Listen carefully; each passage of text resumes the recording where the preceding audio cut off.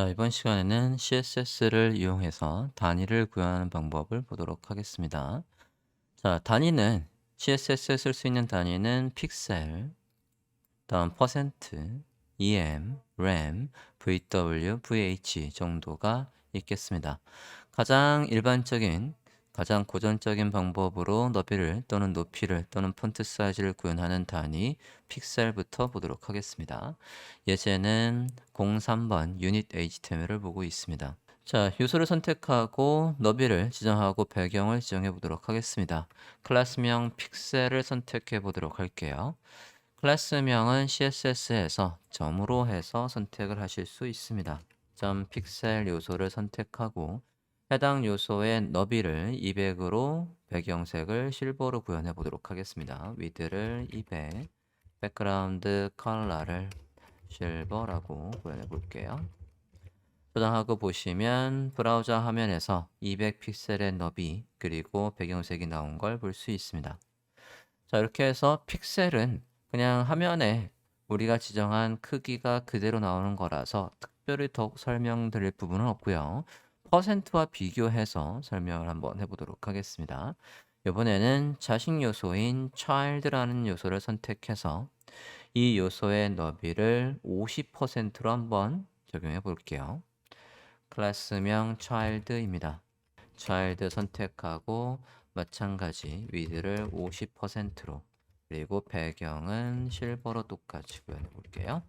저장하고 보시면 child 엘리먼트의 너비가 50%입니다. 자, 퍼센트 같은 경우에 반드시 여러분이 어떻게 기억을 해 주셔야 되냐면 퍼센트는 비율의 단위예요.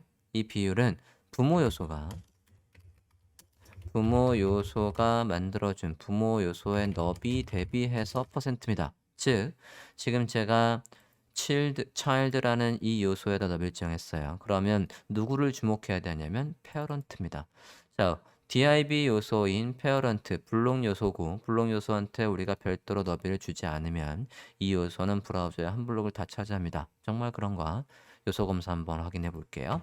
이 부분에서 마우스 우클릭 검사해 보겠습니다. 저는 여기에서 개발자 도구에서 undock해서 지금 아래로 이렇게 돼 있거나 오른쪽에 돼 있는 분들은 점점점 해서 저와 같이 undock해서 개발자 화면과 브라우저 화면을 별도로 보는 걸 추천드립니다. 상황에 따라서는 아래 또는 오른쪽에 있는 게 편할 때도 있어요.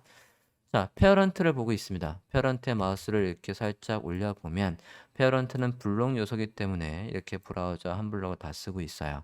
그러면 지금 너비가 제 화면 기준으로 지금 페어런트의 너비가 521입니다. 그거에 우리가 차일드를 몇을 쓰라고 한 거냐면 반을 쓰라고 했으니까 화면과 같이 260 정도 잡히고 있는 거예요.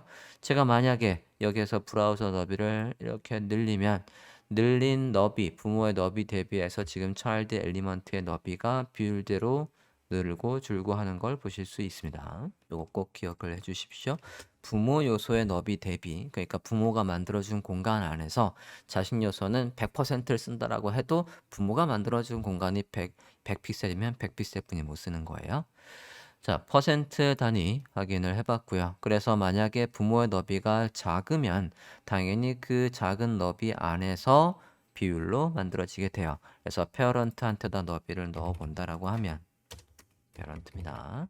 너비를 600픽셀로 해볼게요. 그러면 이제 이 자신 요소 child의 너비는 부모 600픽셀 너비의 반인 거죠. 그러면 브라우저가 이제 아무리 넓어도 소용없어요. 부모 요소의 너비가 600으로 고정이 되어 있기 때문에 그 600픽셀 안에서 퍼센트 50%를 쓰고 있습니다. 그러면 확인해 보면 당연히 300픽셀이겠죠? 차일드에다 마우스 살짝 올려봤을 때 이 요소의 크기가 300으로 나오고 있습니다. 다음으로 M과 RAM에 대해서 설명을 드리겠습니다. M 같은 경우에는 M 단위가 쓰여진 곳의 폰트 사이즈의 배수라고 기억을 해주시고요. RAM 같은 경우에는 문서의 기본값입니다. 문서의 기본값은 우리가 여기 지금 패러그래프 같은 경우에 우리가 이 패러그래프에다가 폰트 사이즈를 준 적이 없습니다. 하지만 이 패러그래프의 기본적인 폰트 사이즈는 16픽셀이에요. 그래서 문서의 기본값 16픽셀의 배수가 돼요. 자, 그러면 EM부터 먼저 설명을 해보도록 하겠습니다.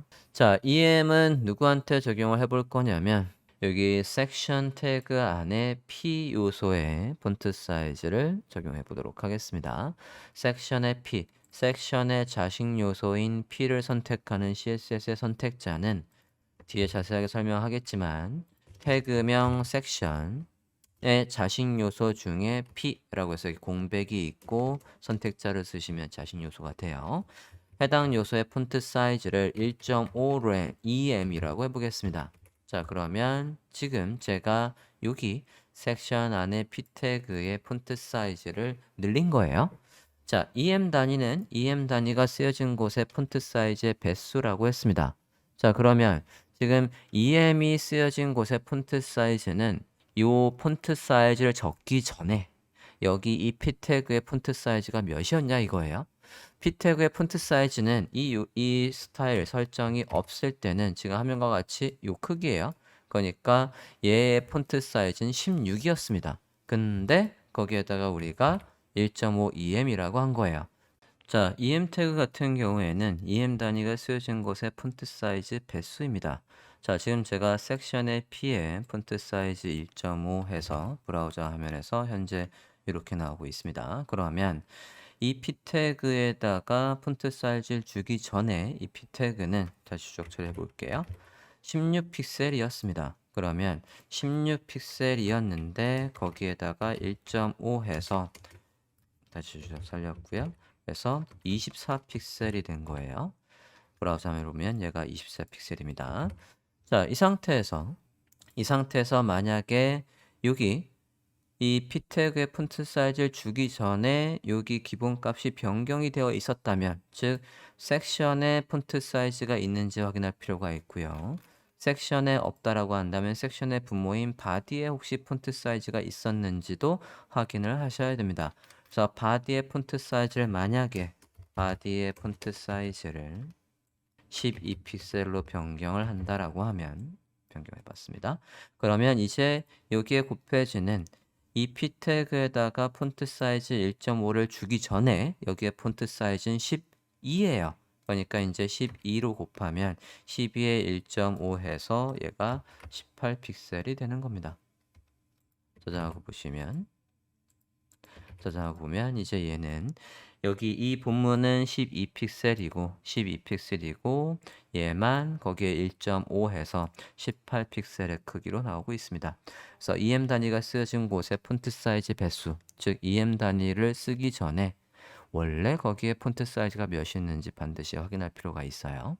그래서 EM 단위를 쓴 곳의 폰트 사이즈 배수를 확인해 볼 때 지금 여기에서도 P 태그 안에 보시면 섹션의 P 태그 안에 strong이 있습니다. strong은 강조의 의미가 있을 때 우리가 구분을 하는 태그였죠. 이 strong 태그에다가도 폰트 사이즈를 적용해 볼게요.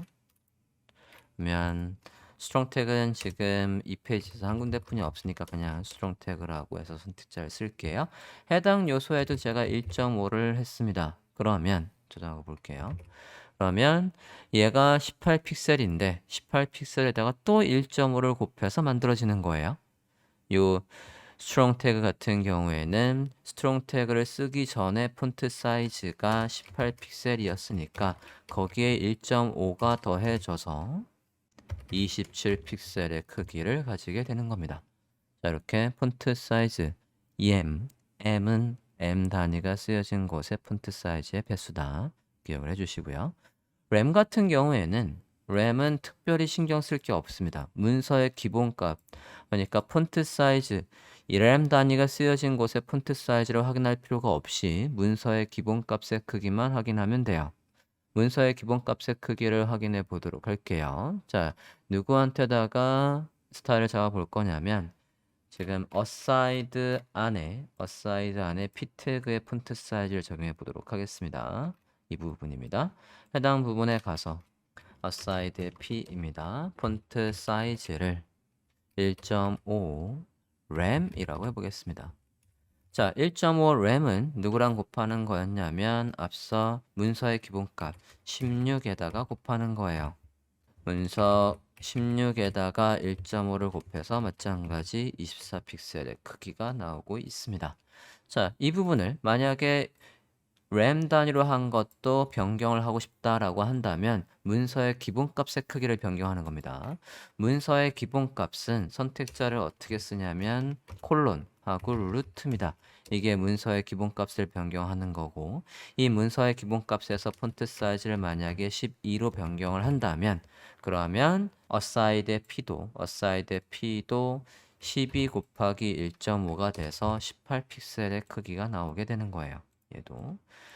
자, 그러면 여러분은 애초에 18픽셀과 27픽셀 또는 24픽셀의 크기를 가지고 싶으면 여기에다 그냥 24픽셀, 27픽셀, 18픽셀이라고 쓰면 되지. 왜 굳이 계산하기 불편하게 EM이나 램 단위를 썼을까? 이 부분은 우리가 다 만든 다음에 웹사이트를 전체적으로 키우거나 줄이고 싶을 때 만약에 픽셀로 되어 있었다면 우리는 전체적인 크기를 조절할 방법이 없어요. 다시 다 입력해야 됩니다.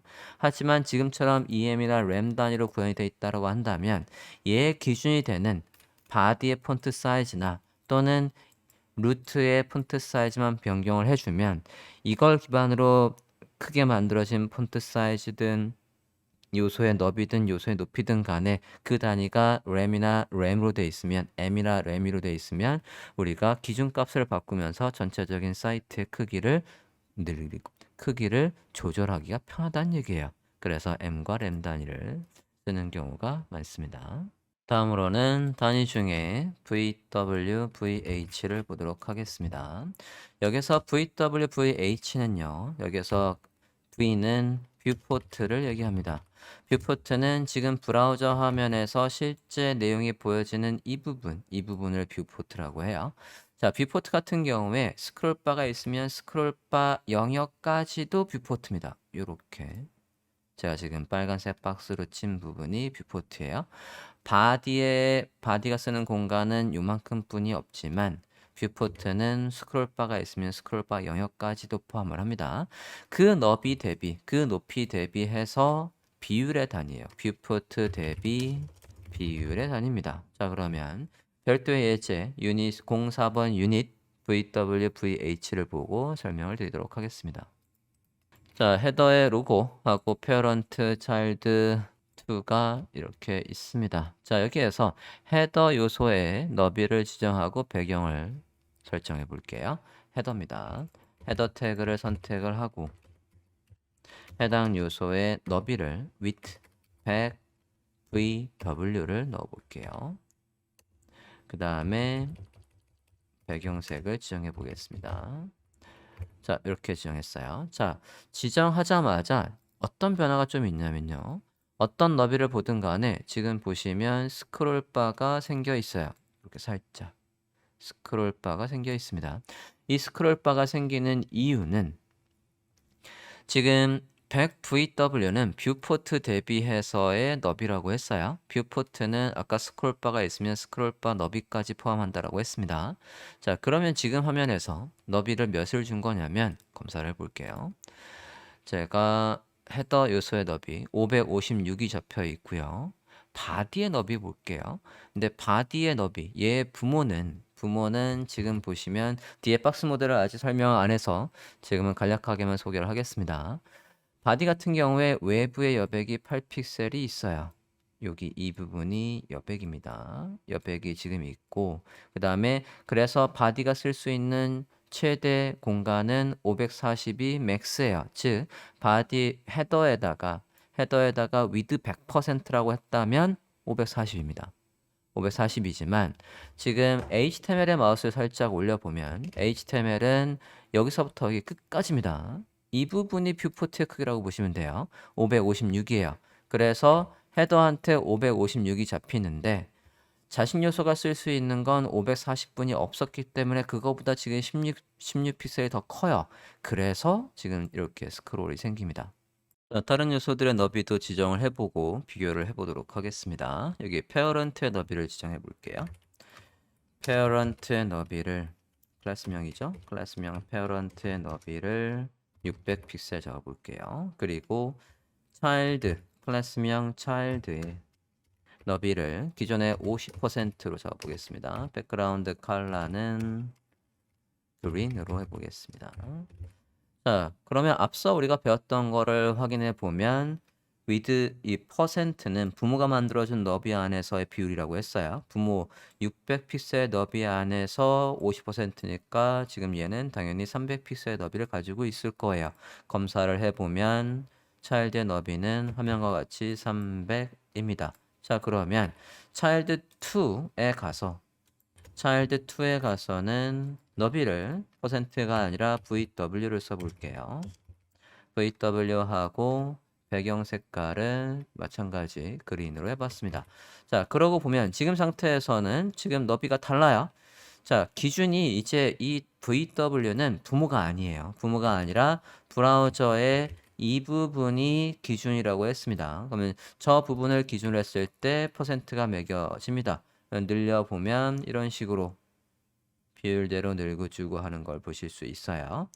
퍼센트는 바로 직속 부모가 만들어준 공간 안에서의 비율이고 VW는 뷰포트, 이 브라우저 전체 너비, 스크롤바까지 포함한 전체 너비를 포함해서 그 너비를 기준으로 비율 50%를 쓴다라는 겁니다. 차일드 요소의 높이도 지정을 해보도록 하겠습니다. 하이트를 50%로 해보겠습니다. 자, 차일드 요소의 높이 50%를 해도 차일드 요소의 높이가 반영되지 않습니다. 왜냐하면 검사를 해볼게요.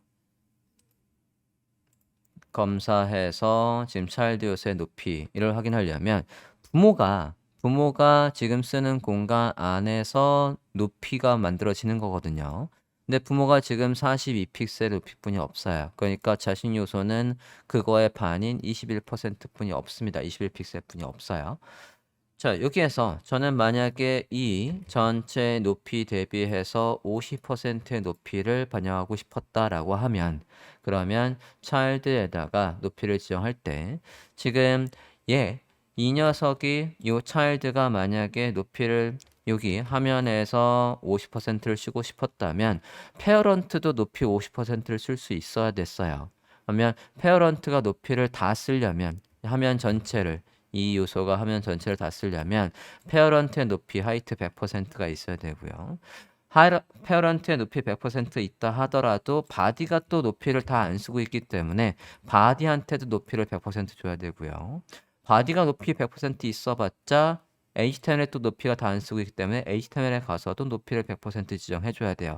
그래서 HTML과 바디와 페어런트에다가 높이를 다 지정을 해본다라고 하면 HTML과 이렇게 선택자를 나열해서 콤마로 나열하시면 동일한 선택자를 한꺼번에 스타일을 지정하실 수 있어요. 클래스명, 페어런트까지 한꺼번에 지정해서 100%라고 해볼게요.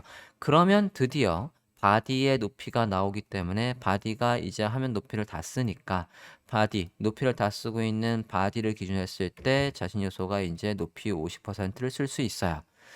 자, 애초에 이렇게 화면 높이의 반만큼 쓰는 걸 만들려면 기존의 퍼센트로 쓰려면 이런 식으로 부모한테 높이를 반드시 지정해주고 자신 요소한테 높이를 줘야지만 반영이 됩니다. 하지만 이런 번거로운 필요 없이 만약에 child 요소에다 높이를 반을 바로 반영하고 싶었다라고 하면 이 부분을 주석 처리해 볼게요. 주석 처리하고 하이트도 기존의 50%가 아니라 하이트를 100VH 50VH로 지정해 볼게요. 그러면 이 높이 뷰포트의 전체 높이를 100%로 봤을 때 이 요소의 높이를 50%로 주신 겁니다. 이게 훨씬 더 간결하게 높이를 지정하는 방법이 돼요. 자, 이상으로 CSS에서 쓸 수 있는 단위들을 쭉 살펴봤습니다.